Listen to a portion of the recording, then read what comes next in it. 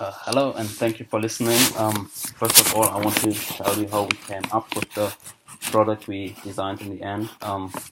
So we start basically by focusing on a problem with sustainability that we wanted to solve in the end. And the problem we came up with was basically that electrical vehicles, so like electric cars or trucks or whatever, are not adopted far enough because the missing of the range that normal cars and stuff have. So we thought we must do something against this and help to improve the range of electric vehicles. We had quite some options to do this, or we thought about some things we can do about this, like hot swap batteries and stuff like this, so that you basically just change the batteries into a full one, or just improving the charging system. But in the end, we decided to do a road charging, so that the car is basically just charged from the road while you're driving. And there are two different ways of doing this. So the first one would be to do a charging system on top, like from bumper cars or like a lot of trains and stuff. And there's actually a test system of this in Germany available where they use it for trucks. The second system is the system where you would charge the car from the road. And they've got a test system of this in Sweden. And an example for this would be like slot car toys and stuff, where you can see this to just visualize it. We in the end, also in this system, we also thought about doing this wirelessly, but that isn't possible because of the energy loss that you would have, because it's like a lot of energy get just lost and it's inefficient if you do this wirelessly, like you would charge your phone and stuff. In the end, we decided to use the Swedish system, so the system in the road, just because the problem with the top system is that you can't use it for every car, only for trucks and higher vehicles. So the Swedish system is like available for everybody. So we decided to construct something for this.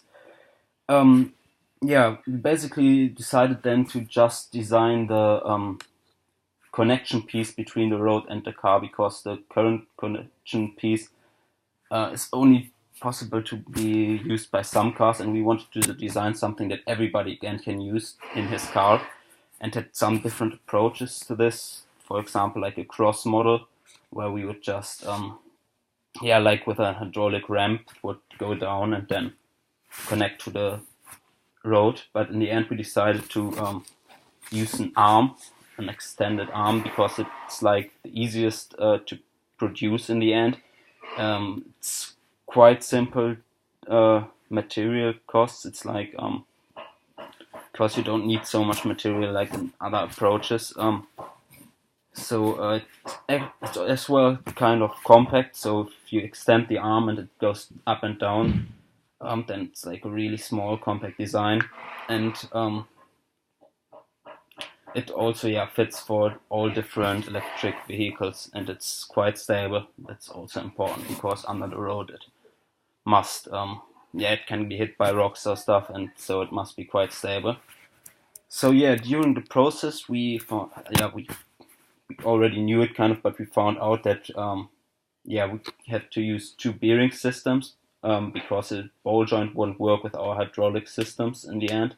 So we had to use two bearing systems at the top and at the bottom, so it can move vertically and horizontal in the end. And we used two hydraulic systems to make all the mechanics work in the end. And for example, there we had to change our design, because our first design wouldn't work with the hydraulic system, because it just simply doesn't have enough space for the hydraulic system. So in the end, we have an arm that connects to the road, an extended arm that's quite compact and connects to the road via two hydraulic systems.